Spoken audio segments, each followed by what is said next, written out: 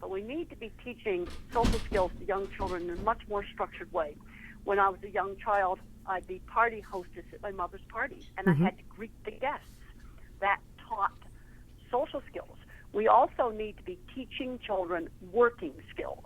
That starts with young children doing chores, and then when they get into middle school, we need to have paper route substitutes, where maybe the child walks dogs for the neighbors.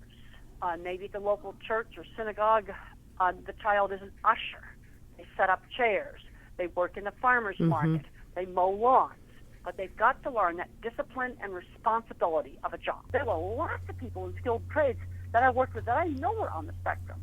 Now, it's not for everybody, but I'm going to estimate for the fully verbal people on the spectrum, the skilled trades, something like diesel mechanic or welder, would be a really good option for maybe 20% of the people on the fully verbal end of the spectrum. Another area is computer programming. This would be more for your mathematicians.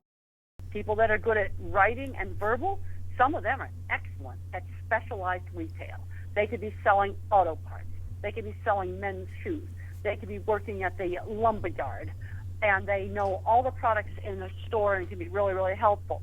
We've got to get these kids doing things, and the more structured kind of social life of the 50s, I think, really was an advantage, especially for some of these kids on the fully verbal end of the spectrum. We've got to develop strengths.